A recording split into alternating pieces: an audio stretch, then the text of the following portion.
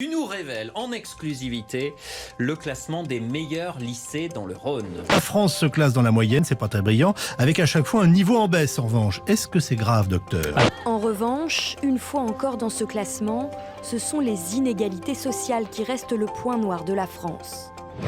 Insatisfaisant, excellent ou peut mieux faire, pour évaluer notre système scolaire, il existe une multitude de données que l'on retrouve souvent sous forme de classements.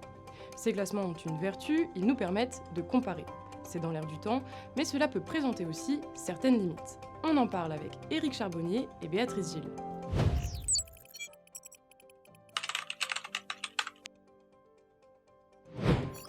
Bonjour Éric Charbonnier, alors comment évalue-t-on les systèmes scolaires ? À l'échelle internationale, d'abord, on retrouve deux enquêtes phares.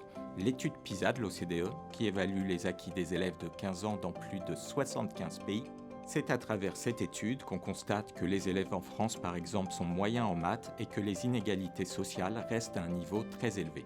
Mais aussi que, point positif, le bien-être des élèves français est supérieur à la moyenne des pays de l'OCDE. Et il y a l'enquête Thalys, qui, elle, interroge les enseignants et les chefs d'établissement. On y apprend, par exemple, que la coopération entre enseignants est beaucoup moins développée en France qu'ailleurs, ou encore que la formation continue qu'ils reçoivent n'est pas assez ciblée sur leurs besoins. Thalys et PISA sont des enquêtes importantes, mais ce ne sont pas les seules.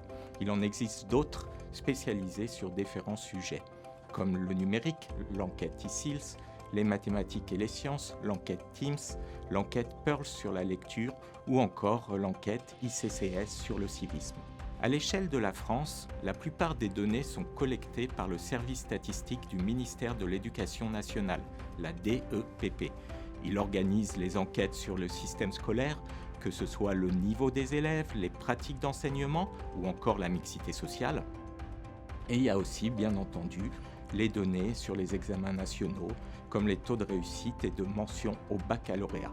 Ces données sont souvent utilisées par les médias, comme l'Étudiant ou le Parisien, pour leur classement sur les meilleurs lycées de France. De manière globale, ces classements, enquêtes et évaluations sont de plus en plus nombreux et ont un écho très important dans le débat public. Pourtant, ils présentent aussi des limites. Ils ne permettent pas toujours l'analyse fine des établissements scolaires. Et puis, les évaluations menées dans le monde manquent, elles, souvent d'impact concret sur le terrain. C'est une véritable lacune. C'est d'ailleurs ce que soulignait pour la France un rapport de l'Assemblée nationale en 2018. Cette dispersion et cette confusion ont un double effet délétère, l'isolement des évaluateurs et le faible impact de leurs évaluations sur les pratiques de terrain.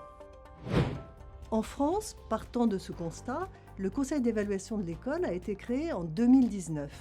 Sa mission générale, évaluer en toute indépendance le système éducatif et notamment les établissements scolaires. Il a donc tout d'abord une mission de mise en cohérence des évaluations produites, d'analyse de leur méthodologie et de diffusion de leurs résultats afin de les utiliser sur le terrain, comme l'évoquait Éric. L'autre mission, essentielle du CE, qui est toute nouvelle en France, c'est de définir, mettre en place et suivre l'évaluation de l'ensemble des établissements scolaires. Parce que, malgré la multiplication des classements et des études, la France était jusqu'à récemment le dernier pays de l'Union européenne à ne pas avoir d'évaluation systématique et régulière des établissements. Pour vous la présenter brièvement, l'évaluation repose sur deux piliers. Tout d'abord, et c'est essentiel, l'évaluation repose sur une auto-évaluation. Les écoles, collèges et lycées mobilisent pour cela tous leurs acteurs, les enseignants, le personnel, les élèves, les parents, l'équipe de direction. Ils doivent répondre à plusieurs questions et se dire « Qu'est-ce que l'établissement a décidé pour la réussite des élèves ? Pour répondre à quels besoins des élèves ? Avec quels résultats ? Et qu'est-ce qu'ils se donnent comme feuille de route et comme projet ?»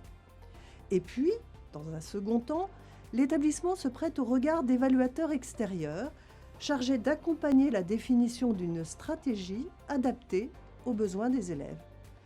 Il faut bien comprendre que l'évaluation n'est ni un contrôle, ni un énième classement. Son but, c'est d'améliorer le système éducatif en interrogeant la pertinence et l'efficacité des politiques et actions mises en œuvre. C'est un enjeu démocratique essentiel.